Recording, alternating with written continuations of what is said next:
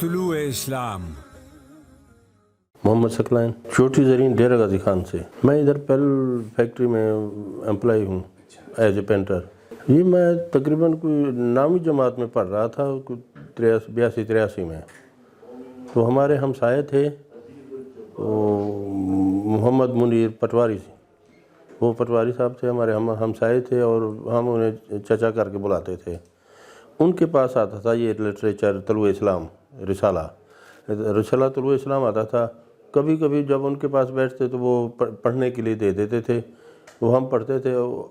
اور میرا جو دادا ہے نا، ان کے پاس کتابیں تھیں پرویز صاحب کی، کتاب و تقدیر تھی، اور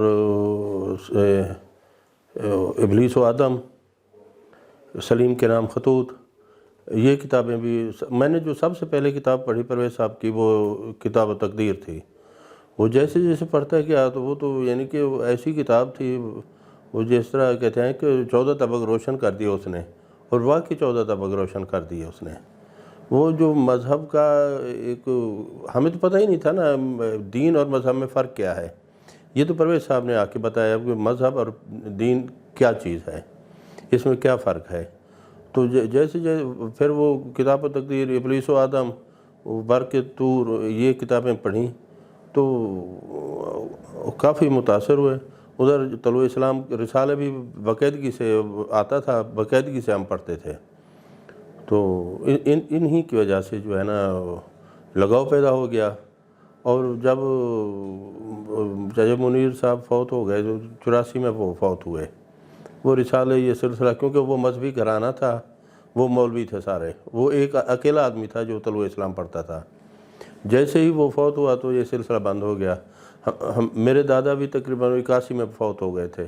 وہ جو لٹریچر، ان کی جو کتابیں تھیں وہ تو میں نے اٹھا لی تھیں، کیونکہ وہ ہمارے اپنے ہی گھر میں تھیں، وہ میں نے اٹھا لی تھیں، وہ کتابیں پڑھتا رہتا تھا۔ پھر وہ ہماری ادھر چوٹی زرین بزم ہے، وہاں نمائندہ تھا حکیم مہر علی۔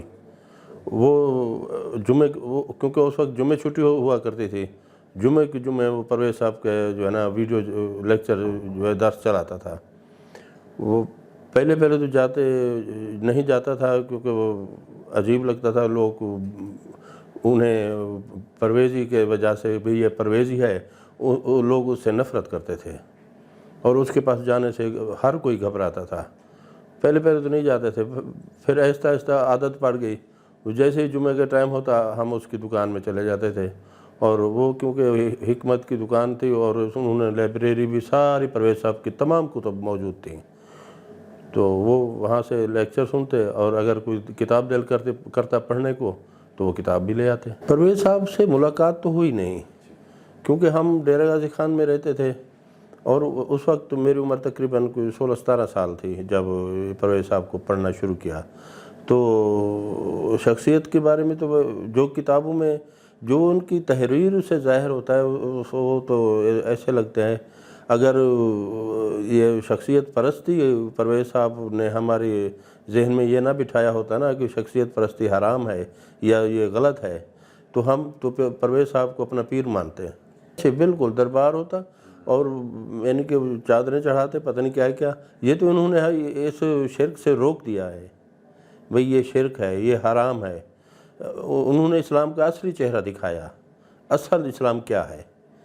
تو اس لیے ورنہ تو یہ جو بھی ہیں، پرویز صاحب اپنے زمانے میں ایک نابغہ روزگار تھے، یعنی کہ منفرد شخصیت ہے، ایسی شخصیت جو شاید صدیوں بعد بھی پیدا نہ ہی ہو، کیونکہ ابھی پرویز صاحب 100 سال ہونے لگے ہیں، یہ 1908 یا کچھ میں پیدا ہوئے، ان جیسی شخصیت ابھی پیدا ہی نہیں ہوئی دوبارہ، اور شاید ہی پیدا ہو۔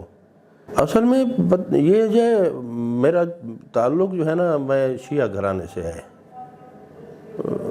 نام کہ آپ کو اندازہ ہو گیا ہوگا، میرا تعلق شیعہ گھرانے سے ہے۔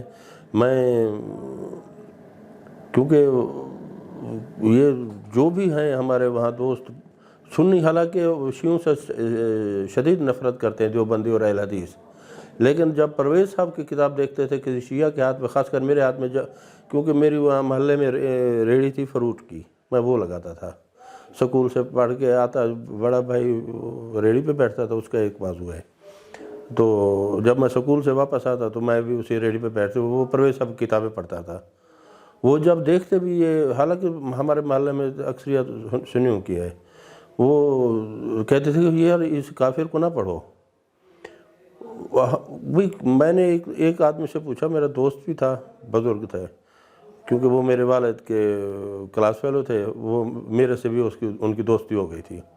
میں نے اس سے پوچھا بھی پرویز صاحب نے کفر کی بات کیا کی ہے, تاکہ آپ ہمیں بھی تو پتہ چلے نا, کیوں کتابوں میں تو ایسے کوئی چیز ظاہر نہیں ہوتی جو انہوں نے کوئی کفر کی بات کی ہو.